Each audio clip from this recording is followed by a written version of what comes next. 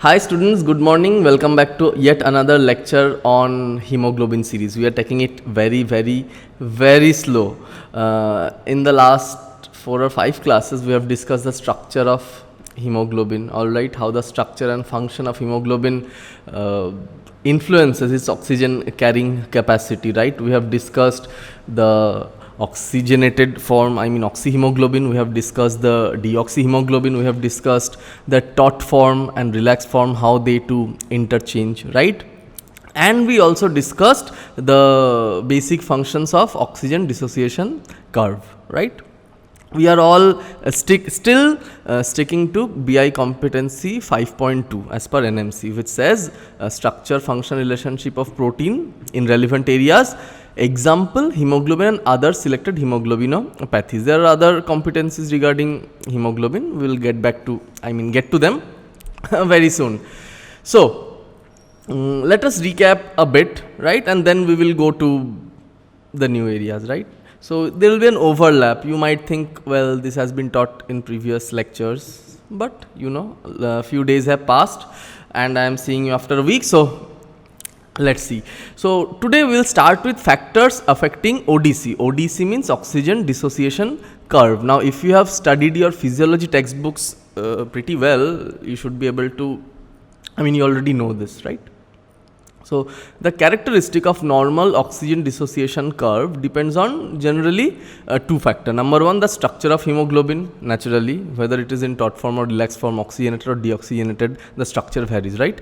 And the environment within the erythrocyte. There are multiple factors which actually influences this oxygen dissociation curve. So, the environment, apart from hemoglobin structure, what are the factors that are determining this oxygen dissociation curve? So, see, these are all the ones that we have discussed in previous class.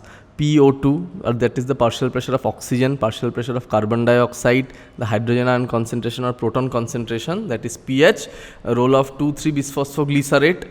We also discussed how glucose concentration can influence oxygen dissociation or oxygen binding, and also metabolic condition when the cell is starving and whatnot, right? One thing we didn't mention in the last class, that is temperature, right?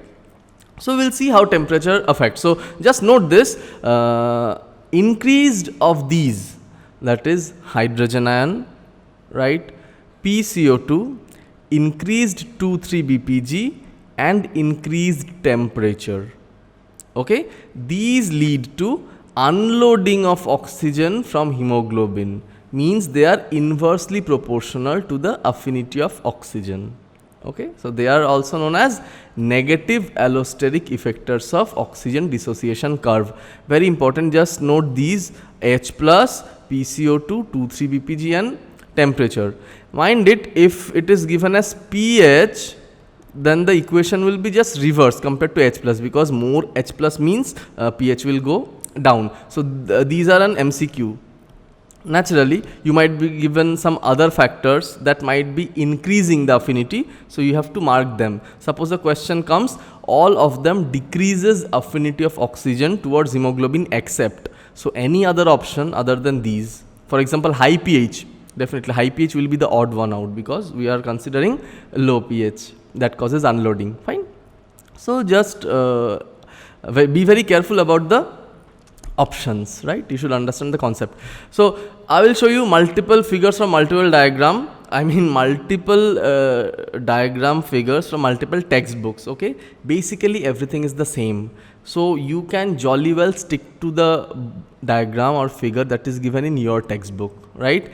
And even you can choose from Ganang, you can choose from physiology or you can choose from biochemistry textbook, whatever you want, you can draw. Make sure it's a sigmoid looking curve, okay, and shifting to right and left looks, normal, right? So, we will first focus with right shift of oxygen dissociation curve with its condition, just the ones I have mentioned, okay.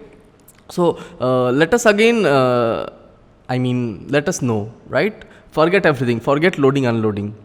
So, what if someone says the curve has shifted towards the right, okay?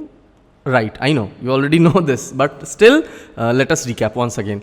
Oxygen is unloaded by oxyhemoglobin, means whenever oxygen is going out from hemoglobin, the attachment is releasing, oxygen is being delivered to the tissues, the curve is shifting towards the right. Naturally, shifting towards the right means the partial saturation of oxygen is decreasing with the saturation of oxygen, right? So, you know, if you calculate the x-axis and y-axis of the oxygen dissociation curve, immediately you can also draw on your own. That is, whenever the oxygen is given out, the curve will naturally, the plots will be towards the right side of this, right? So, oxygen affinity is decreased by hemoglobin. Naturally, I mean, it becomes low. That is why oxygen is given out. What it means, oxygen is not linked and is not retained by hemoglobin structure. Same thing, these are all the same points, they mean the same thing, okay? And shift to right also means the same thing. So what are the conditions which shifts or which helps in shifting of ODC to the right side? Okay, these are the conditions, okay? Mind it, condition means disease condition, okay? Factors generally mean those things, CO2, H+, those are the factors. So be very careful what the examiner is asking you. If he or she asks you what is the condition, you cannot say carbon dioxide. Carbon dioxide is a gas, it is a factor, it is not a condition, right? So condition is, yes, the conditions that increases those factors, right? Simply, we read carbon dioxide. So naturally, when high PCO2, increased metabolic state, naturally, when body is exercising exercising very hard, so at the level of tissues, there will be more and more production of carbon dioxide, okay? Don't confuse this with metabolic acidosis, okay? It is metabolic state, means respiration is going on more and more. If you are considering metabolic, then you will ask, sir, in metabolic bicarbonate goes up and in respiratory PCO2 goes up, so this should be respiratory acidosis. We are not considering acidosis, alkalosis over here, okay? In case of PCO2, any metabolic state, okay, for example, swimming, after a lot of swimming, okay, body needs more and more oxygen, right? So this is what I mean, increased metabolic state, metabolic condition, overactivity. So in those cases, there will be high PCO2, right? Definitely, you are right. If you are thinking acidosis, in both type of acidosis, the oxygen binding will be low because there will be high concentration of H+ ion. Irrespective of metabolic or respiratory acidosis, the pH will go down, and pH go down means oxygen affinity also goes down, right? So high 2,3 BPG, we already read this one in last class. Whether the cell is starving, devoid of glucose, or going to very high altitude, the body adapts. And high 2,3 BPG, hypoxic anoxic condition, they also lead to oxygen dissociation curve. I mean oxygen shifting to the right. So exercise, it is one of the example of increased metabolic state, okay? Just know this, increased metabolic state can be voluntary, means you are doing something willingly, for example exercise, okay? Or there might be some hormonal disorder, for example hyperthyroidism, okay? Hyperandrogenism, cortisol synthesis very high, those are growth hormone synthesis very high, those are also highly, condition where the basal metabolic rate severely goes up. Right. So, increased metabolic state does not only mean exercise, it means anything where cellular metabolism is very high, higher than normal. Again, increased body temperature, for example, fever and anemia. Yes, we already saw the next slide, right? Anemia. Why in anemia oxygen dissociation curve will shift to the right? Naturally, because there is low amount of hemoglobin to deliver to the tissue, so more and more unloading will be needed to meet the tissue demands, right? Anyway, you saw the next slide, this is it. If you want to remember a mnemonic, what are the factors that helps, that is causing shifting to right of ODC, you can remember this, cadet, okay? But I don't think you need this actually, you already know by now, but still, just for fun, you can remember, but the point is remembering these things, okay? To remember these things, we are using this. I have seen in exam many students are just remembering the mnemonic and they are saying, "Arey yaar, wo kya tha?" Don't do this. Okay, examiner will give you 0 if you say the mnemonic to him. He wants the answers, right? So next we move on to left shift of oxygen dissociation curve with its conditions. Okay. So what are the conditions that are helping in shifting towards left? Now shifting towards left means just the opposite phenomena of what was happening in shifting towards the right, means oxygen is not unloaded, it is bound, right? Affinity is increased, right? So affinity increased and oxygen is linked and is retained in the hemoglobin structure. This means shifting towards the left. So what are the conditions that help in shifting towards left? Condition, I mean not factors. The conditions are high PO2. Okay, high PO2 is actually not telling you the exact condition, but this is in case of oxygenation. Okay, when you are giving positive pressure ventilation, for example for COVID patient, we are giving pure oxygen. In all those cases, the oxygen dissociation curve is actually shifting towards the left after the whole body has been properly oxygenated, right? In alkalosis, definitely low 2,3 BPG. HbF, why also in these methemoglobin and carboxyhemoglobin? Because in these cases they have got a very high affinity for oxygen, right? So what they will do, oxygen will be captured by hemoglobin, fine, but the main purpose of hemoglobin is delivering oxygen to the tissues. Tissues need oxygen, that is why an intermediate step of oxygen getting loosely bound to hemoglobin has been allowed by nature, so that heart doesn't need to work very hard. However, in these cases, increased methemoglobinemia or carboxyhemoglobin, that is carbon monoxide poisoning, or fetal hemoglobin, all these basically they prevent delivering of oxygen to the tissue. Either in case of hemoglobin, what will happen? In case of fetal hemoglobin, oxygen is tightly bound, therefore it cannot be given, right? And in case of methemoglobin and carboxyhemoglobin, the site, I mean the oxygen binding site is occupied by something else. In case of methemoglobinemia, it is ferric form which cannot bind oxygen altogether. In case of carboxyhemoglobin, the hemoglobin is tightly bound to carbon monoxide. So in all these cases, delivery to the tissues will be hampered, and that will lead to shifting of oxygen dissociation curve to the left. Mind it, we are considering dissociation of oxygen, right? So dissociation of oxygen will be low. Whenever dissociation of oxygen will be low, it will be shifting towards the left. However, the main, if you are asked, just say high PO2 you can say, but fetal hemoglobin, alkalosis, low 2,3 BPG, this should be the main. Don't go into methemoglobinemia and carboxyhemoglobinemia, right? The mechanisms are complex. You might be thinking oxygen is not at all present. Definitely oxygen is present, but it cannot be delivered. Okay, so be careful. Just don't mention it in the first place. If examiner asks you, I mean what else, then you can answer them, right? So now I'll be showing you multiple figures from multiple textbooks and they will all look alike. Okay, in this we can see these are the factors that are shifting oxygen towards the left. First one is abnormal hemoglobin, that is why carboxyhemoglobin, methemoglobinemia and all that. Rest we all know. High pH means alkalosis, low 2,3 BPG, temperature, they all lead to low P50 of oxygen, means oxygen dissociation curve has shifted towards the right and left, and these are the factors that are helping shifting of oxygen dissociation curve towards right. Okay, same thing.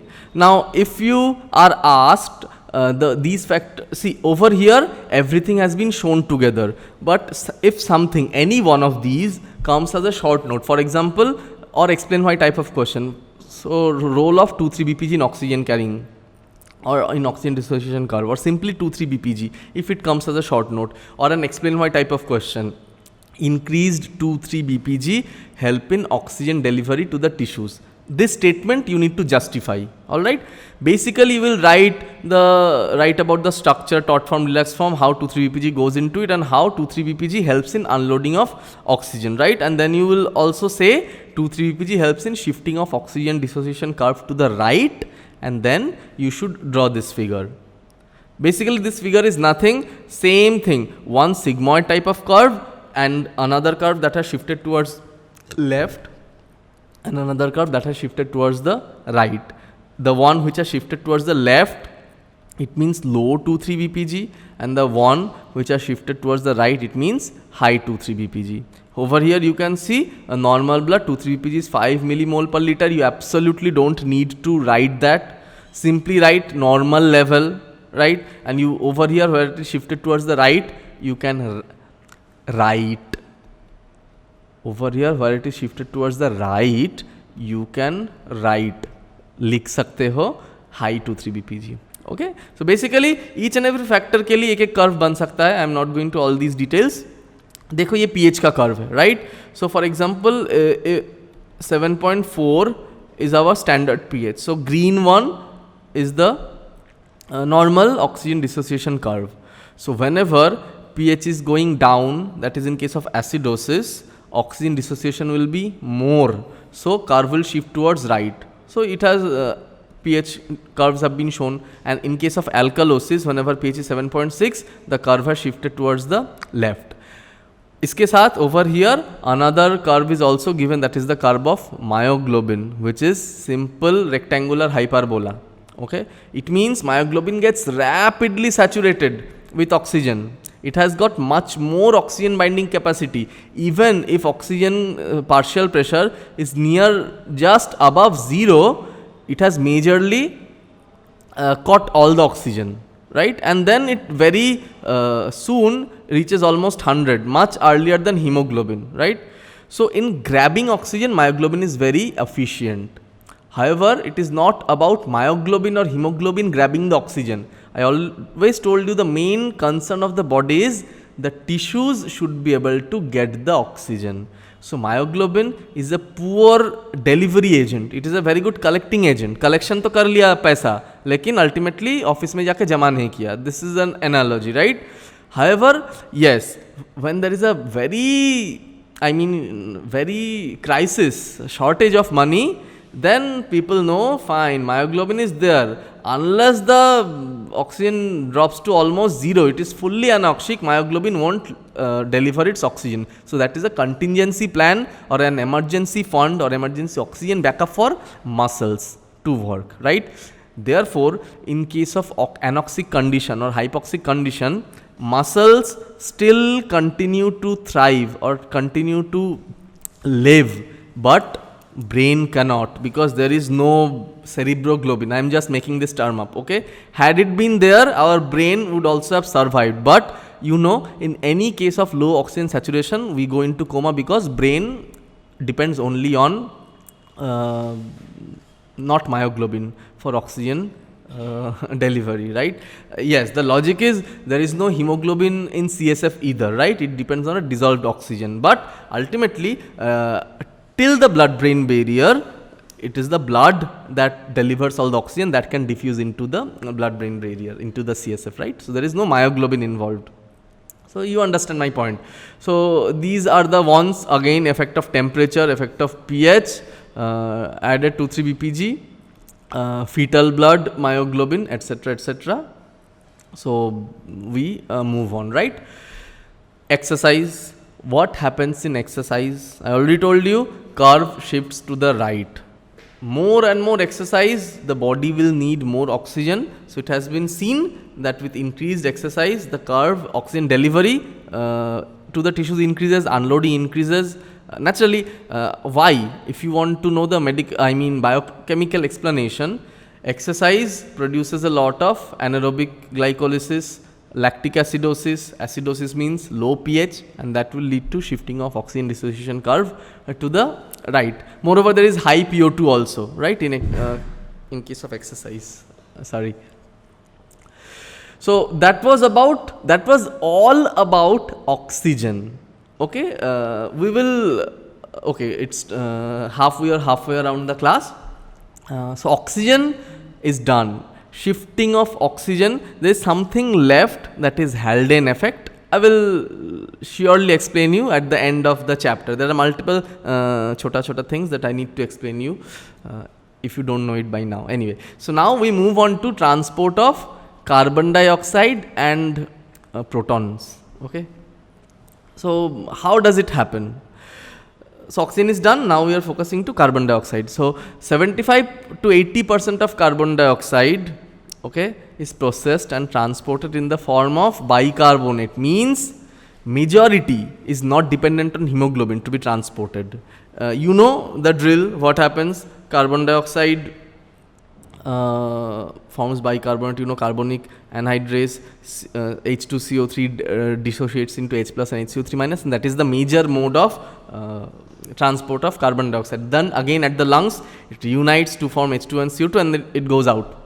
So it is formed during the metabolism of tissues, right, in the plasma, and it can freely diffuse into the erythrocyte. That is the fun of CO2. Okay, it is not dependent on anything, or any channel, or any protein. It is freely diffusible, and it is also soluble. So we know in an aqueous solution, or whenever carbon dioxide comes in contact with water, if carbonic anhydrase enzyme is present, what it will do? It will help in two reaction. Okay, this carbon dioxide, first bicarbonate, I mean carbonic acid, and in reaction 2 there will be formation of bicarbonate. Okay, this we already know what happens at the tissue. We have studied it extensively during our acid base classes. Okay, so first it is going in H2CO3, it is breaking down, and then the H plus is taken up by oxygen at the level of tissues, at the level of lung, and then it is being delivered to the tissue, and in the same time the carbon dioxide that is being generated is coming into the cell.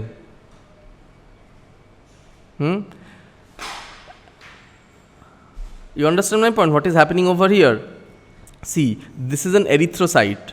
Okay, we are now talking about delivery of carbon dioxide from the tissues towards the lung. So this is the step where carbon dioxide is collected from tissue level.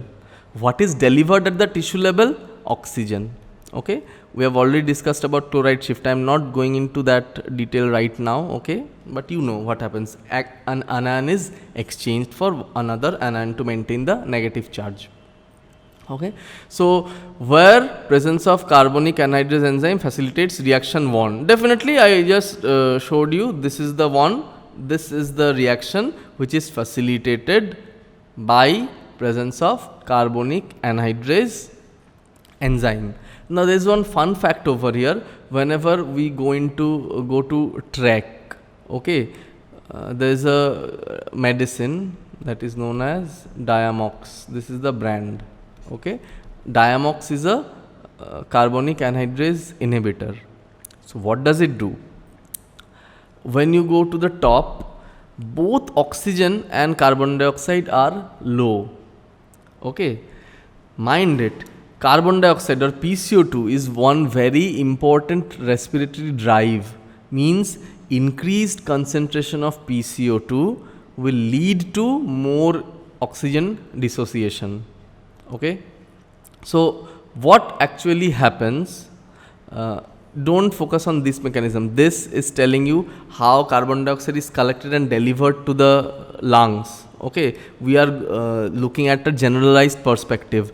We know increased PCO2 will help in oxygen dissociation from the hemoglobin and delivering to the tissue, right? So if you are ever asked, it will not be asked in biochemistry first year, never. It will be asked in medicine final year, and I think by then you will have read it a lot of time, but the fundamental concept should be clear from the first year itself. Carbonic anhydrase enzyme, basically this reaction is reversible. Okay, once H2CO3 is formed, depending on what is more, If there is more and more carbonic acid, it will lead to dissociation of carbon dioxide, right? Formation of carbon dioxide. If there is more carbon dioxide, it will lead to formation of more and more carbonic acid. However, if we add one carbonic anhydrase inhibitor, this reversible reaction will be stopped. So whatever small amount of PCO2 is there, it will remain, and in course of time body will try to accommodate the carbon dioxide so that the carbon dioxide level doesn't fall. Remember what happens in high altitude. In high altitude, since there is low oxygen, the body tries to hyperventilate like this. So what happens at high altitude? Hyperventilation leads to washing out of CO2 and it leads to respiratory alkalosis. Okay, this is known thing. One cause of respiratory alkalosis is high altitude sickness. Anxiety, all of them are, right? So in case of high altitude, there is respiratory alkalosis, PCO2 level falls down, and ultimately respiration will stop suddenly. But this shouldn't be allowed to happen. That is why, to prevent this respiratory alkalosis, to prevent excess falling of PCO2, to prevent to facilitate delivery of oxygen to the tissues, we add carbon dioxide inhibitor, carbonic anhydrase inhibitor. Very important. If you are going to high altitude, unplanned or planned, trekking करने जाते हो कि लेह लद्दाख घूमने जाते हो, whatever it is, make sure this medicine is there in your kit. Okay, it will hugely reduce your high altitude sickness. It should be taken 12 hours before. ठीक है ना, ऐसा नहीं कि high altitude पे पहुंच गया फिर खा लिया, कुछ नहीं होने वाला. You need to give some time, right? Because it needs to dissolve in your bloodstream and take care of all the carbonic anhydrase enzyme at all erythrocyte level. Anyway, so that was your fun fact trivia. So what happens? The proton that is liberated in reaction 2. Reaction 2 means H2CO3 breaks down into H plus and HCO3 minus. What happens? It is accepted by deoxygenated hemoglobin, okay, and transported. So hemoglobin now will becomes HB, HHB, right, at the level of tissue, and it will be transported and it will be delivered to the lungs. Fine. So bicarbonate formed in this sequence of reaction diffuses freely across the red cell membrane. However, it needs an anion to exchange because bicarbonate is negatively charged. Bicarbonate is going to the alkali reserve of bicarbonate pool. Again, we have discussed all of this in great detail when we were discussing bicarbonate buffer. You can look at that video lecture if you have forgotten already and if you have not seen at all. So it is exchanged with chloride ion, and that is known as chloride shift, right? We are not going into the detail. So the bicarbonate ions are carried in plasma to the lungs. What happens at lungs? Hemoglobin is bringing the proton, right? Bicarbonate is reaching lungs via the plasma. The purpose is delivering of carbon dioxide outside. So see what is happening over here. It is basically transport of carbon dioxide in form of bicarbonate. Hemoglobin is not carrying the carbon dioxide. Hemoglobin is carrying the H plus that will be needed to expel the carbon dioxide. So hemoglobin is carrying the half, that is H plus, and other half, that is bicarbonate ion, is carried by plasma. At the level of lungs, what happens? H plus and HCO3 minus combines to form H2CO3, right? And that H2CO3 leads to dissociation of water and carbon dioxide, water vapor and carbon dioxide. So in our exhalation breath, if you just do it in front of mirror, what happens? Number one, temperature is high, and number two, there is excess water vapor. So that mist formation happens in front of mirror, right? And this is where the water comes from, and there is also carbon dioxide. So that is the major pathway of carbon dioxide delivery or transport via the plasma to the lungs. Mind it, oxygen happens only via hemoglobin route, whether it is coming from lung to the tissue or from the tissue to the lung. But we just saw majority of carbon dioxide is getting dissolved in plasma, and it is transported by plasma to the lungs, At plasma, it combines with H plus and then CO2 is formed and it is expired out. However, there is a minor pathway. This was major, 75 to 80%. So the rest 20 to 25%, that is where hemoglobin plays a role, right? So hemoglobin minorly transports carbon dioxide, only 15 to 20%, right? So it is unlike that of oxygen. Why it is unlike? Does carbon dioxide carbon dioxide don't bind? Of course it binds, but it does not bind to the iron, right? It does not bind to the heme. Okay, it binds to the globin. Very interesting. It only binds to the globin part of hemoglobin and it is transported. Oxygen is bind to the heme part of globin and carbon dioxide is bound to the globin part, right? So it is bound to the it is of course in deoxygenated hemoglobin only, in beta globin chain at the N terminal, that is the amino terminal or N terminals of amino groups of valine residue. Extremely important. We know multiple amino acids make up a protein, right? And in hemoglobin also there are multiple amino acids. Among the multiple amino acid, valine is one, right? In case of sickle cell anemia, this valine will be replaced by glutamic acid, then point mutation. We'll be discussing that as well. But now know this, valine is extremely essential because the amino terminals or N terminal of valine actually binds the carbon dioxide to form carb amino hemoglobin, right? Simply carbon dioxide is binding to that amino part of the globin of hemoglobin. So it forms carb amino hemoglobin. 2 molecules of carbon dioxide are linked to one hemoglobin. In contrast, oxygen, 4 molecule was binding to 1 molecule of hemoglobin, right? Over here 2 molecule bind, right? And then it is transported through the blood to the lungs and is expired out. So carbon dioxide that is binding in hemoglobin is directly going with hemoglobin to the lungs and is directly expired out. This carbon dioxide, it is not dissociated in the first part, so there is no role of proton, right? This can directly be expelled out. Okay, so you see iron, if this is in case of a deoxygenated hemoglobin, okay, it is binding to the valine residue. This is the amino terminal of valine residue that has been shown here, okay. And in case of, and there is only 2 carbon dioxide that is binding to the 2 amino terminal of valine residue of 1 hemoglobin. Whereas in case of oxygen, in case of oxyhemoglobin, iron, ferrous form of iron inside the heme is binding 4 molecule of oxygen, right? So this is the tissue. From tissue, carbon dioxide is binding to deoxyhemoglobin and it is going to the lungs, and from lung, oxygen is binding to oxyhemoglobin and is being delivered to the tissue, right? As one spelling mistake over here, it says carbamyl hemoglobin. This term was used in old textbook, okay. Now it is carbamino hemoglobin. They might be loosely interchanged in a few textbooks, but just know at your level, you should always say carbamino hemoglobin or carbamino hemoglobin, fine, because it is binding to the amino group. And even apart from that, 5% of carbon dioxide is carried in free dissolved form through blood. So 75 to 80%, right, is going via bicarbonate.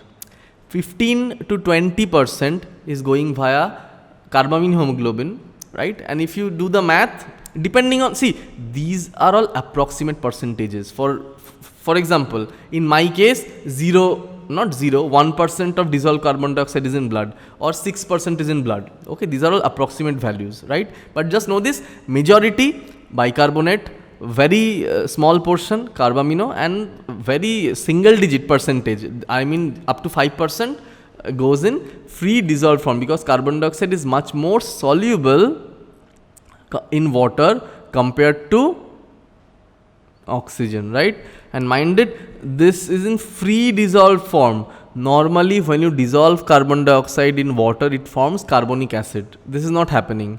It is the gaseous diffusion of oxygen in between the water molecule, right? So thus deoxyhemoglobin, what does deoxyhemoglobin carry?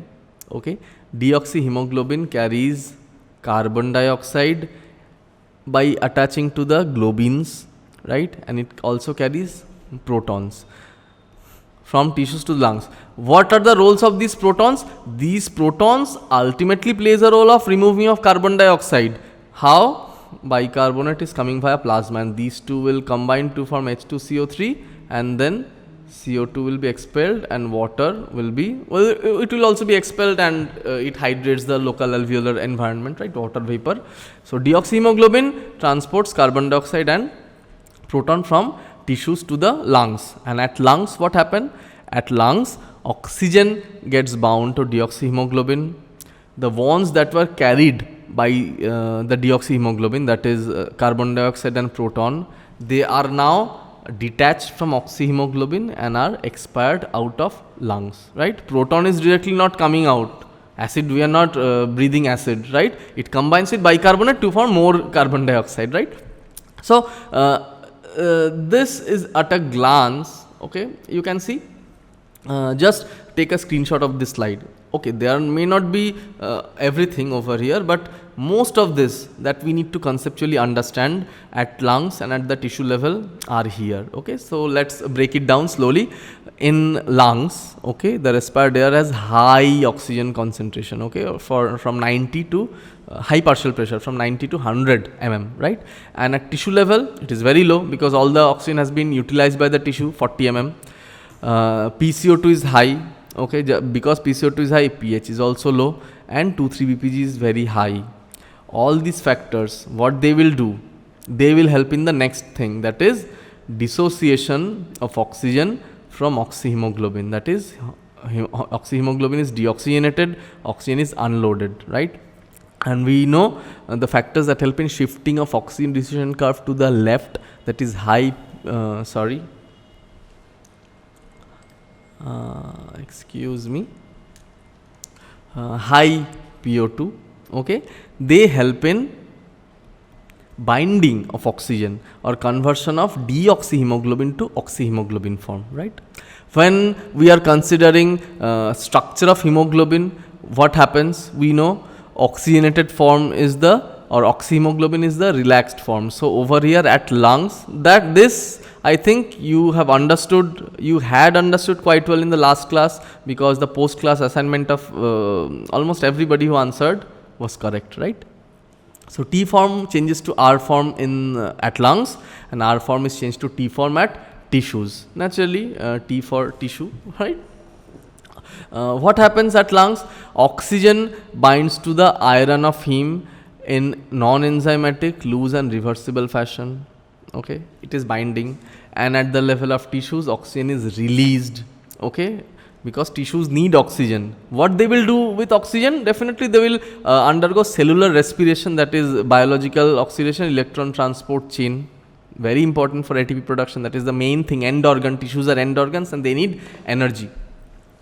Next, this thing, this is a game of numbers and you don't need to know. First one is important. 4 oxygen is binding to 1 hemoglobin. Definitely this is important, but 1.3 ml of oxygen per gram of hemoglobin is transported. You can choose to omit this one, not needed, right? However, 15 to 25% of carbon dioxide is transported to lung via carbaminohemoglobin and is expired out through the lungs.